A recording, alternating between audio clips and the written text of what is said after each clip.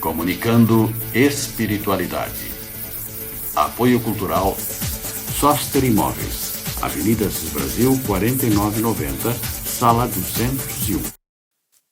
Comunicando espiritualidade. Programa que traz a mensagem e o estudo da espiritualidade. Hoje estamos trabalhando com o livro Céu e Inferno, na segunda parte, capítulo 1, A Passagem.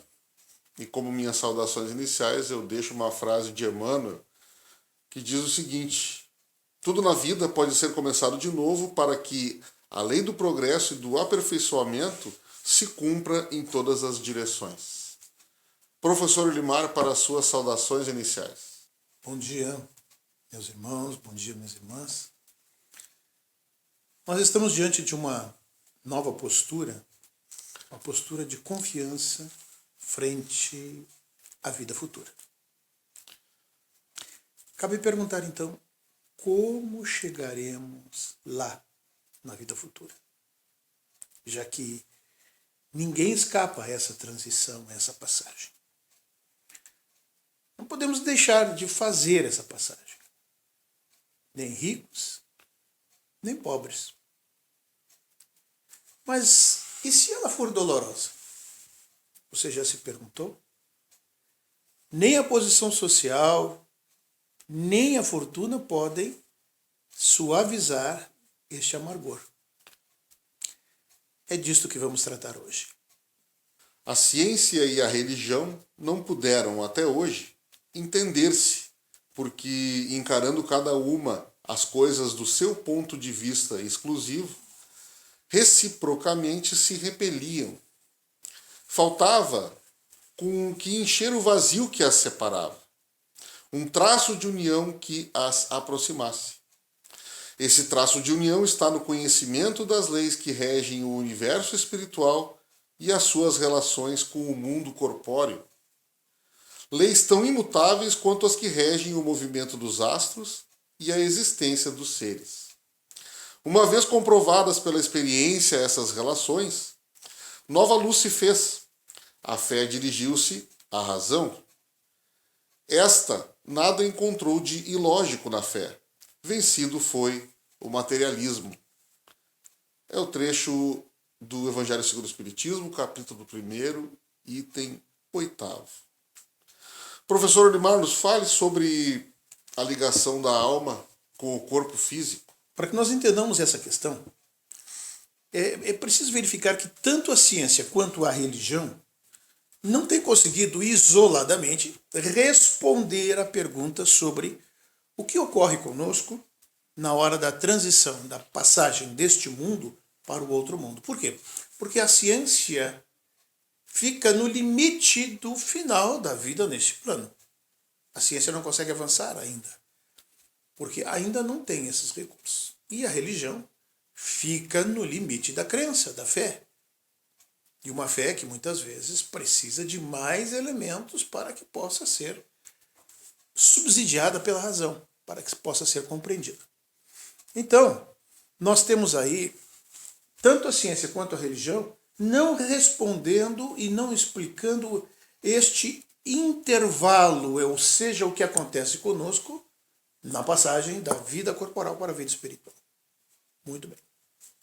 Nós observamos que existem, por exemplo, mortes agoniantes, cheias de terríveis convulsões e também vemos mortes tranquilas. Isso nos permite perceber que essas diferentes sensações não são as mesmas para todos os gêneros de morte. Então, precisamos saber sobre o fenômeno fisiológico da separação da alma. Precisamos saber sobre as impressões do que ocorre neste instante. Como a ciência e a religião se calam sobre isso, vamos buscar na doutrina espírita. Porque, como o irmão Marcos muito bem leu na narração, a narrativa, nessa estrutura que seguimos didaticamente, que é a retórica grega. Ali na narrativa estava o fato de que tanto a ciência quanto a religião não preenchem esse espaço e que o traço de união entre as duas é a doutrina dos espíritos. Ora, então nós vamos à doutrina dos espíritos para ver exatamente o que ela diz sobre este tema. E ela vai começar lá na introdução do Livro dos Espíritos. Allan Kardec vai dizer assim, no homem, ali, traz um resumo de toda a doutrina. Então ele diz, no homem 3 coisas, o corpo, análogo ao dos animais, o espírito e o laço que prende o espírito ao corpo, que é chamado de perispírito. Então, basicamente, a ligação fluídica do espírito com o corpo se dá pelo perispírito. Então, essa ligação fluídica que existe entre a alma e o corpo é o princípio essencial deste fenômeno. Fenômeno que nós vamos estudar hoje. Irmão Marcos. A extinção da vida orgânica, ela faz com que o espírito ele se desprenda, do corpo. A nossa alma se desprenda do corpo. Mas esse processo ele não se dá de uma forma brusca. Ele não é tão rápido assim. Apesar que nós tenhamos mortes instantâneas, acidentes, o exemplo, acidente de automobilístico, por exemplo, em que pese este momento seja brusco, essa extinção da vida orgânica do corpo material seja brusca, o desligamento do espírito não é. Ele é um processo lento que vai acontecendo molécula a molécula, órgão por órgão. E a sensação dolorosa que o espírito sentiria neste momento de desligação do seu corpo físico, de desligamento, melhor dizendo, depende da vida espiritual que este cidadão teve na Terra. Esse despreendimento ele pode apresentar uma lentidão maior e ser mais doloroso para aquelas pessoas que são mais materialistas, as pessoas muito ligadas às suas vidas na Terra, muito ligadas ao dinheiro, até mesmo ao seu próprio corpo. Esse processo ele é mais doloroso e mais lento. E para aquelas pessoas que têm um despreendimento maior, essa passagem é mais facilitada, professor. Nós estamos exatamente aí vendo um dos fenômenos mais interessantes. Existem outros fenômenos dentro dessa passagem. Imagine assim, aqui nós temos o espírito e aqui nós temos o corpo. O laço que prende o espírito ao corpo é um laço fluídico que se liga, cada átomo do perispírito se liga a uma molécula do corpo.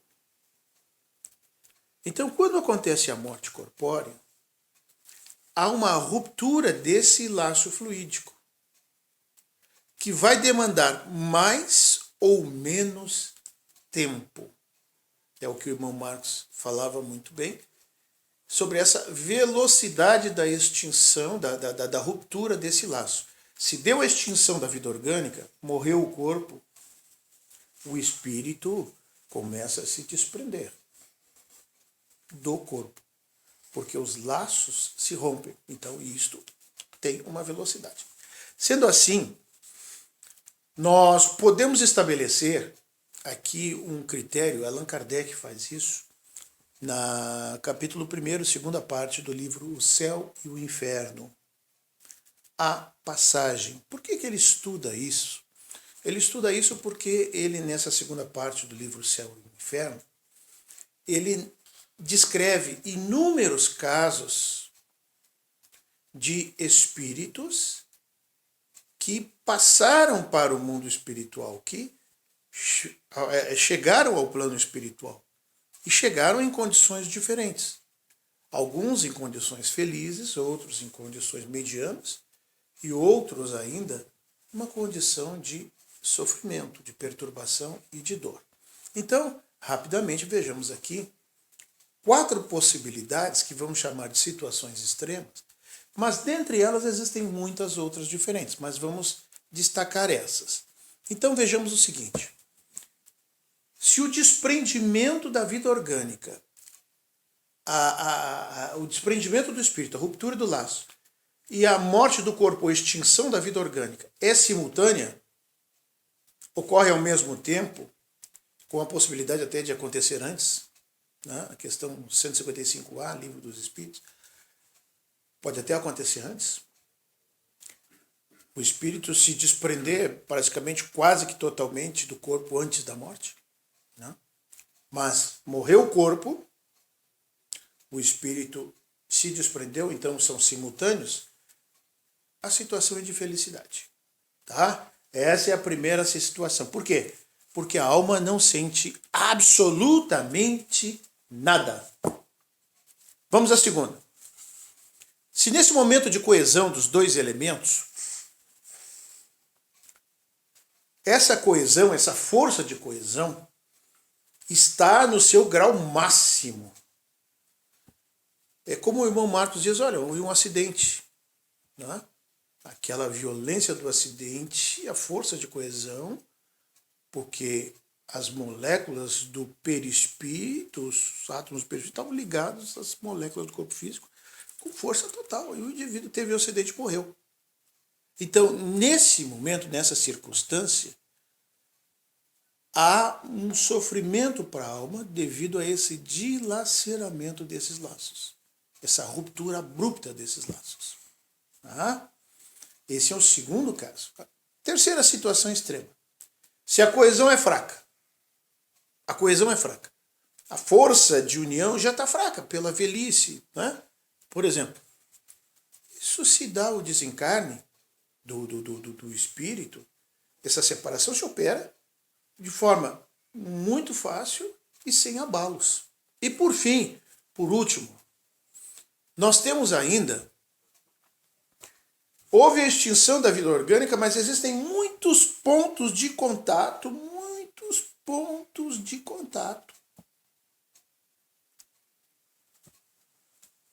entre o corpo e o perispírito. Existem muitos pontos de contato. Bom, meus irmãos, a alma, nesse caso, pode sentir os efeitos.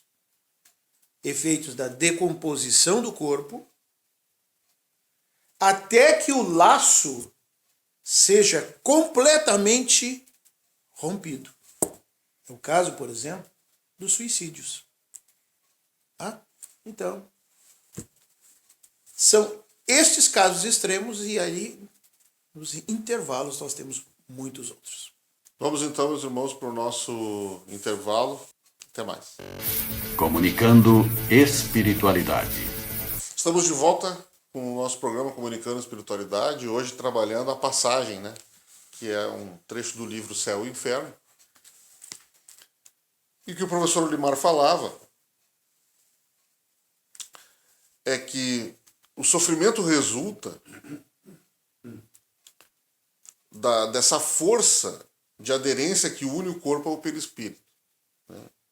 Que tudo que pode ajudar na diminuição dessa força e na rapidez do desprendimento torna a passagem menos penosa. Por fim, que Se o desprendimento se opera sem nenhuma dificuldade, a alma não experimenta nenhuma sensação desagradável. Isso nós devemos trabalhar para reduzir esta força, né, essa aderência que o nosso perispírito tem do nosso corpo físico, cuidando do nosso espírito. Né? Se nós cuidamos do nosso espírito, temos uma vida espiritual plena, na hora do desligamento as coisas serão mais fáceis. O professor Nimar lembrou bem no primeiro bloco lá que a morte não tem nada de penosa, a alma não sente dor. Exceto nesses casos, como ele trouxe também do suicídio, né? E em casos que envolvem situações penosas, né? Assassinatos, todas essas questões elas fazem com que o desprendimento seja penoso, seja doloroso. Uma morte natural, uma morte como a trazida também por ele na velhice, né? Ela é uma morte que não é penosa. Há um desligamento sutil, a alma sim sente uma leve perturbação que todos nós sentiremos quando desencarnarmos, porque está havendo uma ruptura, né? Um desligamento, né? Mas nada aquilo que se compara à questão das mortes trágicas, né? Dessas que envolvam situações de tempestade espiritual, né, do irmão Jorimar, que é uma delas mais grave, é o suicídio. Não é mesmo? Gravíssimo. Gravíssimo.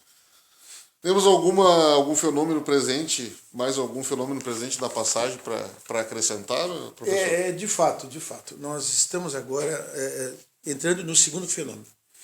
O primeiro fenômeno é essa força de aderência, né? A força de vinculação do perispírito ao corpo físico.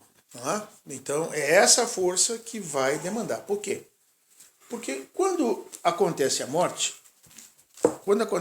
do corpo, o espírito se desprende desse corpo.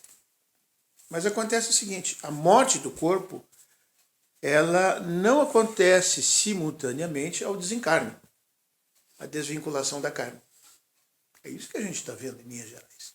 Mas isso é um fenômeno, que é a força de aderência e a velocidade desse desprendimento ou anulação dessa força, a ruptura dos laços.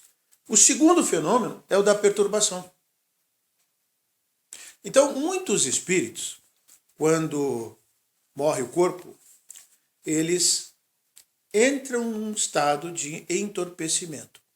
É interessante que Allan Kardec ele vai falar em estado cataléptico, tá? Lembrando a questão da catalepsia, morte aparente, porque o corpo fica totalmente animado, insensibilidade total, tanto muscular quanto física, enfim, em todos os sentidos. E ele entra nesse entorpecimento, e esse entorpecimento é uma perturbação que vai levar algumas horas, ou, em alguns casos, alguns anos. E isso é assustador. Você imagine, por exemplo, quando você está acordando, você acorda e rapidamente vai tomar o seu banho, vai mudar de roupa para ir trabalhar. E aí, daqui a pouco, você percebe que naquele dia você não trabalha. Mas hoje não é dia. Então, onde é que tu vai? Eu vou trabalhar, mas hoje não é dia. Hoje é dia tal, tu não trabalha. Meu Deus do céu. A gente acorda, não sabe que dia é, que horas são, aonde está. Isso é uma perturbação semelhante à perturbação da morte. Como se a gente estivesse enxergando em meio a um nevoeiro. Tá?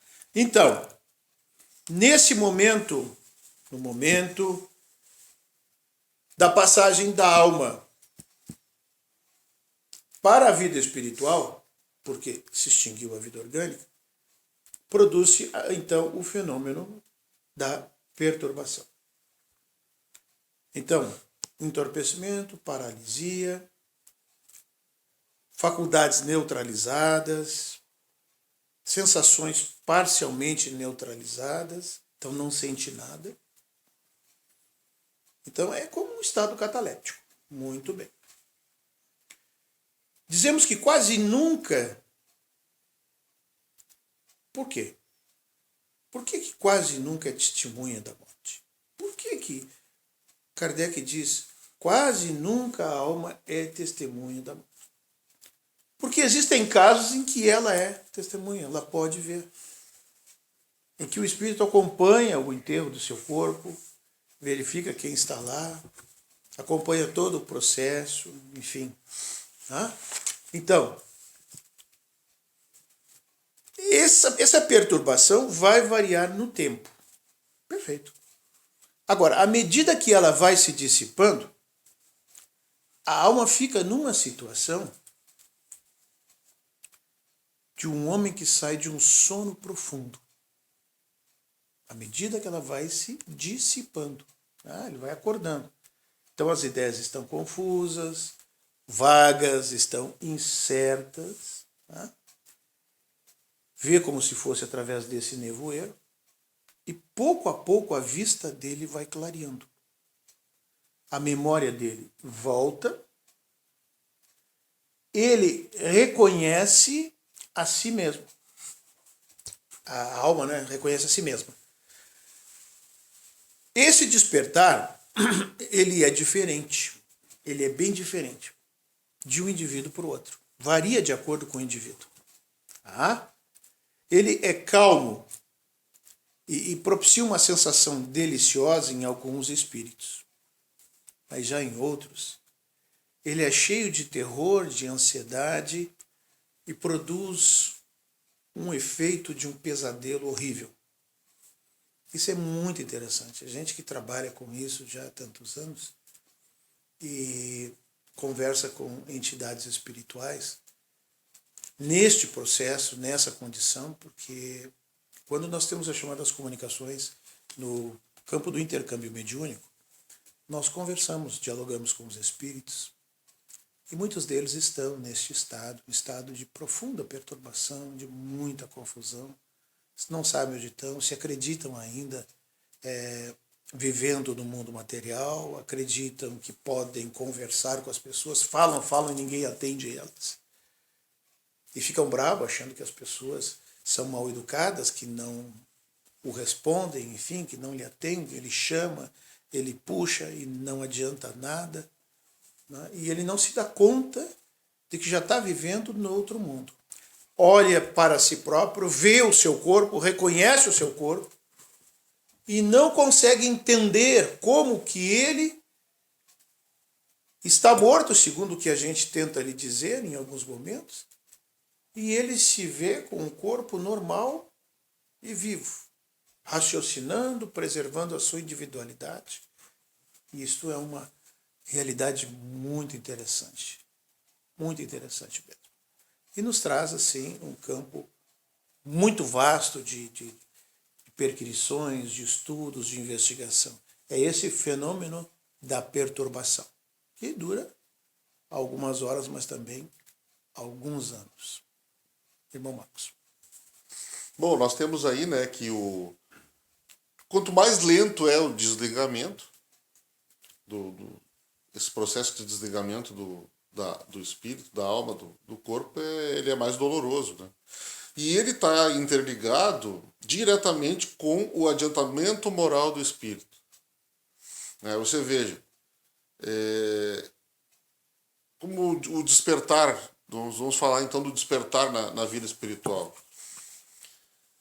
Aquela pessoa que tem uma consciência, e disso não se está falando que necessariamente precisa ser espírita, muito pelo contrário. Aquela pessoa que tem a consciência de que nós estamos aqui de passagem, de que nós temos que ser bons, aprender, progredir, ser bons, dominar as nossas más tendências, as nossas paixões, os nossos vícios. Essa pessoa ela já tem uma pré-consciência de que quando ela acordou daquele sono, daquele período de desligamento ali, ela já sabe que ela está acordando no plano espiritual. E que a passagem da Terra já acabou, pelo menos momentaneamente, caso ela tenha que retornar, e que a vida continua no plano espiritual. Ela vai reencontrar amigos, reencontrar familiares e vai retomar atividades que lá deixou. Agora você imagina aquela pessoa que viveu na Terra e que nunca teve, e que é disso que o professor Limar estava falando, dos espíritos perturbados que nós costumamos atender nas sessões de intercâmbio mediúnico aqui. Aquele espírito que nunca, aquela pessoa que nunca deu conta da sua vida espiritual. Nós temos espíritos aqui que nós atendemos que estão há 200, 300 anos dentro de uma casa achando que a casa é deles. Não, eles invadiram a minha casa. Aquela casa é minha, fui eu que construí. Aí você veja o nível de perturbação. Quando não estão ligados a uma outra pessoa, não, ela é meu marido, ela é minha esposa, não, eu estou cuidando dela porque ela é minha filha. Foi filha há 3 encarnações atrás. E aí você imagina o sofrimento que é o despertar de uma pessoa assim. Né? De você ter uma conversa, que é o que nós fazemos aqui, explicando que ela já foi desligada do corpo, que ela não pertence mais à vida do planeta Terra, que ela precisa ir ao plano espiritual e presa ainda a uma casa, a uma pessoa, a objetos. Então, se nós temos uma vida espiritual plena, ou que nós tomamos cuidado com a nossa vida espiritual, essa nova realidade ela é muito mais fácil de ser assimilada, professor. De fato. Eu gostaria de agora me deter aqui nesse um trechinho aqui do item de número 10, desse capítulo 1º e da segunda parte do livro O Céu e o Inferno, de Allan Kardec. Este livro. E vai dizer assim: quanto mais o espírito se apega à vida material, olha o apego. E olha a recomendação para exercitarmos o desapego. Quanto mais o espírito se apega à vida material, menos ele consegue enxergar além desta vida. Na hora da morte, ele sente que a vida lhe escapa e quer retê-la a todo custo. Em vez de se deixar levar pelo movimento que o arrasta para fora do corpo, ele resiste a esse movimento com todas as suas forças. Assim pode prolongar essa luta por dias, semanas e meses inteiros. É uma situação que muitas vezes, por falta de preparo, nós acabamos sofrendo demasiadamente. Então, o exercício do desapego, o desapego à matéria, e é preciso que a gente vá se desapegando, porque nós vamos fazer uma viagem. Isto é uma certeza absoluta. Todos nós vamos fazer essa viagem, mais cedo ou mais tarde. Existem itens que nós não precisamos e nem podemos levar nessa viagem. Então, se não nos desapegarmos, nós vamos sofrer muito, porque a morte ocorre, mas resistimos a esse fenômeno tentando manter, preservar a ligação. E aí ficamos naquele intervalo presos por longo tempo, resistindo ao movimento natural do desprendimento. Permanecemos presos ao corpo que está num processo já de decomposição. É um fenômeno interessante. Para suas despedidas, então, professor, que o nosso tempo já se foi. Em síntese, reprima as más tendências, domine suas paixões e renuncie às vantagens imediatas em favor do futuro espiritual. Boa semana. Eu me despeço de vocês com uma frase do nosso querido Kardec. A morte não tem mais nada de assustador. Não é mais a porta do nada, mas da libertação, que abre para o exilado a entrada de uma morada de felicidade e paz. Agradecemos a audiência de vocês todos. Tenham um bom resto de domingo, uma boa semana de trabalho, luz e paz e até a próxima. Comunicando espiritualidade.